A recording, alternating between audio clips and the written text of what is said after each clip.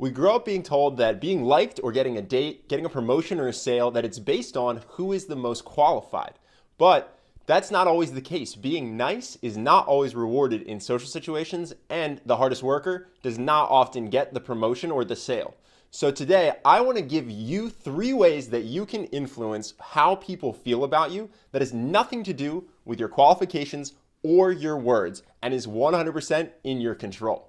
So the first thing is how to game something called the stereotype content model. And it sounds fancy, but it's very easy.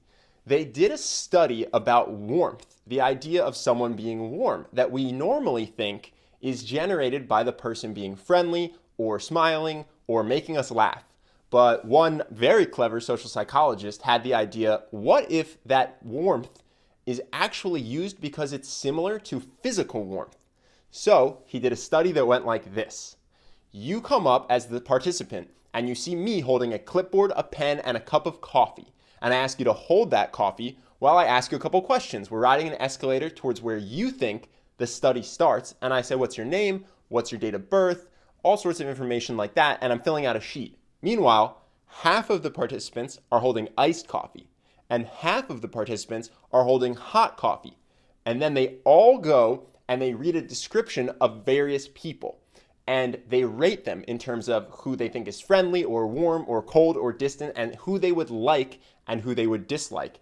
And it turns out that the people holding the coffee that is hot are more likely to think that the people they're reading about are friendly and warm and someone they'd like to know, even though everyone involved is reading the same descriptions. So what does that mean for you? It means if you can create physical warmth in people, especially when you're just meeting them, that they will like you more, which is crazy because there's a ton of ways to do this. You can give someone a coffee. You can control the temperature in your office. If you're going on a date and your date is cold, you may want to give them your jacket, not just in the name of chivalry, but in the name of making sure that they don't then dislike you because they're physically cold. If you are having a big business meeting, make sure that the temperature is comfortable or even a little warm because that sales prospect is suddenly going to like you more. Now, the second thing that you can do to influence how somebody feels about you has to do with manipulating what they think about right before they think about you or your ask. And this comes from Robert Cialdini's book, Persuasion. And I think it's fascinating because it applies to dating, friendship, business. There's so many ways this can benefit you. The study they did was they had an attractive guy go up to women in front of a florist, a flower shop, a bakery, and a shoe store, and had him use the exact same words to ask for a girl's phone number. Super simple. He just said his name, that they were attractive, that he had to go, but could I get your phone number?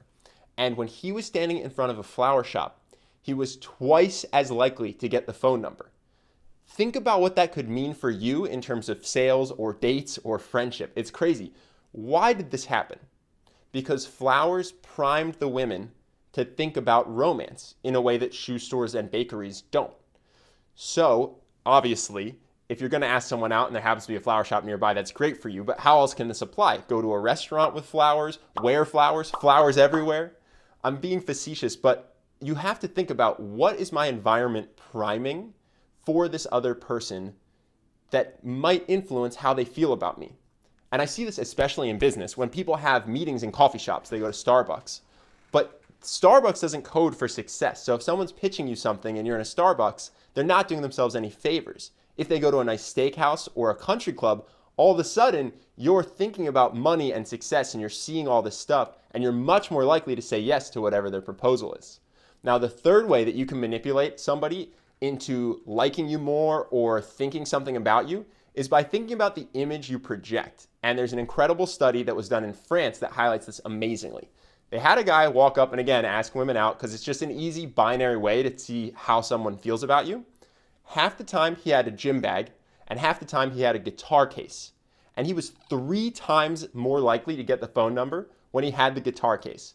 That's crazy. 300% increase in getting dates or business is wild. And it's just by what you project, specifically what you're wearing and what's in your hands.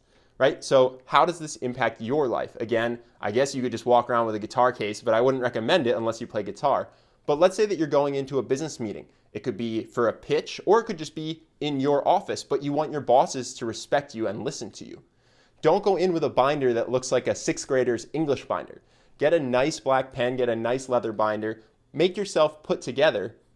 Suddenly you look like somebody whose ideas should be taken seriously. I saw this myself at a conference with my buddy who did this brilliantly.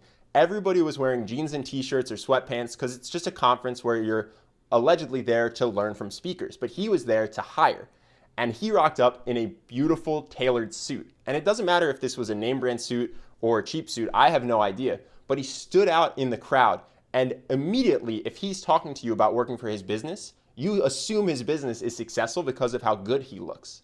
So that's 3 ways that you can manipulate how people feel about you. That has nothing to do with your qualifications, your resume, or even the words that you say. If you want to learn more about how to make an amazing first impression every time, Charlie made a video on the 4 emotions that guarantee a great first impression. If you want that video, just click the link in the description or here and put your email in, we will send it to you. And if you haven't already, subscribe for more videos. Thank you so much for watching, I really appreciate it, and I will see you in the next one.